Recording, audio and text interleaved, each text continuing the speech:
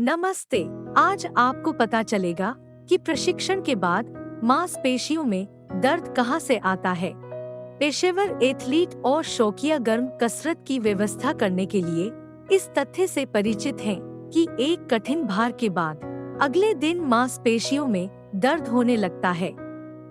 इसके अलावा ऐसा प्रतीत होता है दोनों शुरुआती और शारीरिक रूप से विकसित व्यक्ति के लिए जो आप पर खेल के साथ है।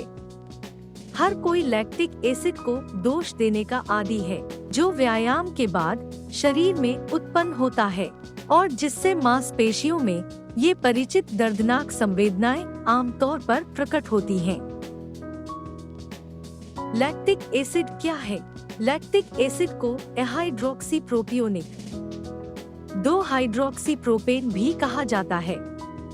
इस तथ्य के बावजूद कि यह मानव शरीर में उत्पन्न होता है, इसका उपयोग खाद्य और रासायनिक उद्योगों में भी अलग अलग किया जाता है। यहाँ यह एक संरक्षक के रूप में कार्य करता है। यदि हम फिर से किसी व्यक्ति और प्रशिक्षण की ओर मुड़ते हैं, तो शारीरिक परिश्रम के दौरान शरीर को ऊर्जा का उत्पादन करना चाहिए और यह कार्बोहाइड्रेट ग्लूकोज की मदद से करता है। पदार्थ ऑक्सीजन की भागीदारी के बिना विघटित होता है और प्रक्रिया के अंत में ऑक्सीकरण उत्पादों को जारी किया जाता है लैक्टेट। बदले में यह एक लैक्टिक एसिड आयन है।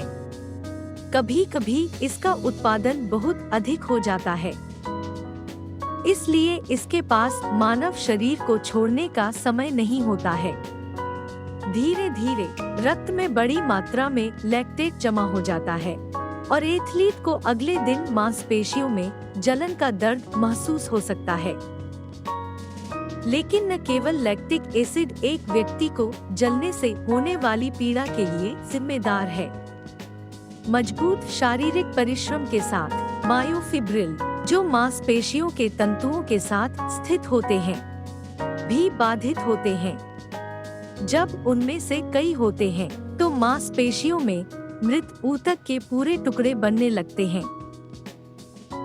मानव प्रतिरक्षा परेशान मायोफिब्रिल्स को पूरी तरह से नष्ट करने और उन्हें शरीर से निकालने में मदद करती है। वहीं शरीर में और भी कई प्रक्रियाएं शुरू हो जाती हैं, जो सिर्फ मांसपेशियों में दर्द को बढ़ाती हैं।